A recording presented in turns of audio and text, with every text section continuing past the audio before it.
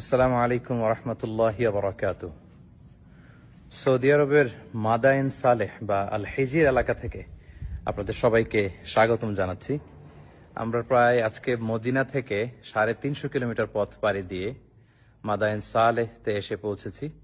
এখানে মূলত সামুদ জাতিগোষ্ঠীর বসবাস ছিল, যাদের হেদায়েতের জন্য আল্লাহ তাআলা সালেহ আলাইহিস সালামকে নবী করে প্রেরণ করেছিলেন। এবং সামুদ জাতির বৈশিষ্ট্য ছিল তারা পাথর বেষ্টিত এলাকায় তাদের জনপদ ছিল এবং পাথরকে খোদাই করে, পাথরের মধ্যে শিল্পকর্ম করে, খোদাই করে, ডিজাইন করে তারা পাথরের ভেতরে তাদের বসবাস স্থাপন করেছিল।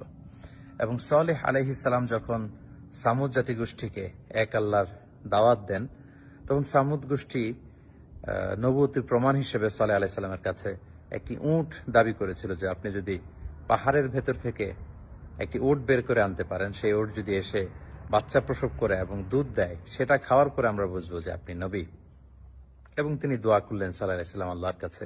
আল্লাহ তাআলা পাহাড় থেকে একটি 10 মাসের গর্ভধারণী উটকে তিনি বের করে আনলেন।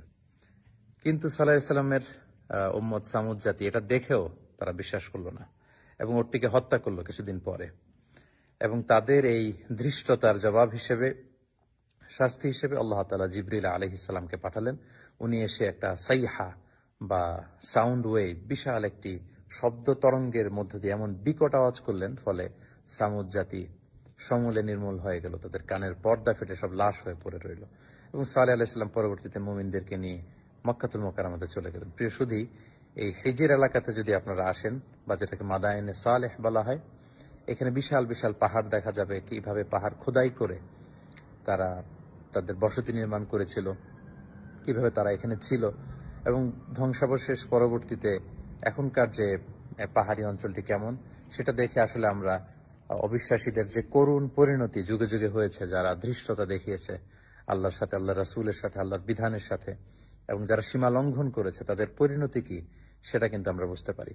এবং তাদের এই পৃথিবী থেকে বিদায় নেওয়ার পরে কেমন রয়ে গেল ইতিহাসের চিহ্ন হয়ে এই মাদায়েনে সালেহ বা হিজির এলাকাটি, সেটি পরিদর্শনের জন্য আমরা এসেছি। আল্লাহ তাআলা কোরআনে বলেছেন, ফানদুরু কাইফা কানা আকিবাতুল মুকাজ্জিবিন, তোমরা পৃথিবী ঘুরে বেড়াও এবং অবিশ্বাসীদের সাথে আল্লাহ তাআলা যারা মিথ্যা প্রতিপন্ন করেছে আল্লাহর বিধানকে, আল্লাহর আইনকে, তাদের সাথে আমি কি আচরণ করেছি সেটা তোমরা ঘুরে দেখো এবং সেখান থেকে তোমরা শিক্ষা নাও।